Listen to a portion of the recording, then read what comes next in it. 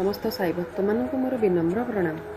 आज भिडियो आम शिरडी किपरि भाव 3टी यात्री निवास निर्माण करा जहाँफल कि शिरडी की आसुवा हजार हजार भक्त मानकर किपरि भाव सुविधा होता शिरडी रहिबा एवं बाबांकर पूजा अर्चना करिबारे से विषय रे जानिबा। आसंतु 3टी यात्री निवास विषय पाठ करबा। लिंब गछ थिबा स्थान और तार चतुर्पार्श्वर जमी को श्री हरि विनायक साठे किणी नेथिले एवं से स्थान रे साठेवाड़ा यात्री निवास निर्माण करा जायतिला। सेठाको आसुथिबा यात्री मानक निमंते ई निवासटी एकमात्र आश्रयस्थल थिला।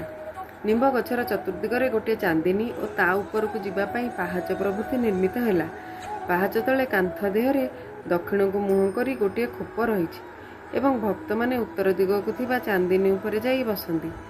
समस्तंकर विश्वास जे गुरुवार और शुक्रवार संध्यारे सेठारे जो व्यक्ति धूप जालिब से ईश्वरंक कृपालाभ करी सुखी हेब।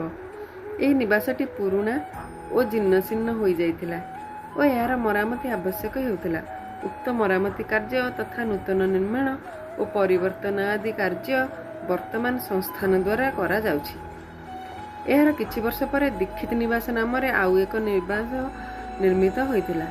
बॉम्बेर आईनजीवी काका साहेब दीक्षित इंग्लैंड जाइथिले। सेठारे गोटे दुर्घटना रे तांकर गोड़ खंडिया हो जाइतिला। एही क्षेत्र कौनसी प्रकार भल होई पारु नथिला। साई बाबा को दर्शन करिबारु नाना साहेब चंद्रकर तांको उपदेश देइथिले। तेणु 1909 रे से जाई साई बाबा को दर्शन कले एवं गोड़ परिवर्ते तांका मानसिक पंगुत्व भल करने को अनुरोध जणाइले। से साई बाबा को दर्शन करी एपरी मुग्ध हो जाइथिले जे शिरडी रे ही बास करने को से निष्पत्ति करथिले। सेथिपई से रहिबा और अन्य भक्त मानकर रहणी निमंते एक निवास निर्माण करथिले। एही निवासर भित्तिप्रस्तर 10/12/1910 रे स्थापित होइथिला।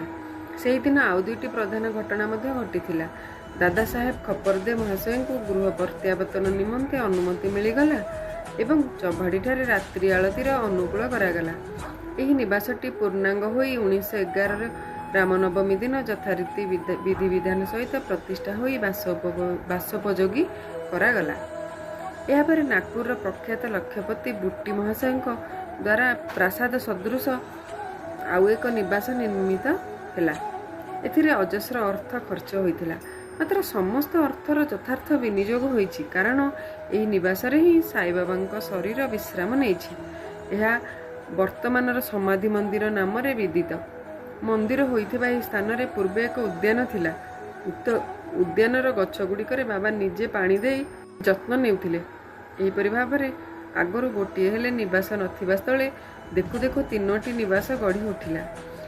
एगुड़िक मध्यरु प्रथमे साठेवाड़ा निवास ही सबुठारु बेसी उपकार रे आसीथिला। श्री साई चरणे प्रणति सभी लभंतु प्रशांति। आज ये वीडियो एठारे ही परिसमाप्ति हेउछि। बाबा आपण समस्तंकर मंगल करंतु। आपण समस्त सुख शांति एवं स्वास्थ्य आपणकर समस्तंकर भल रहू। यह बाबा पाखरे मोर विनम्र प्रार्थना। ओम साईराम।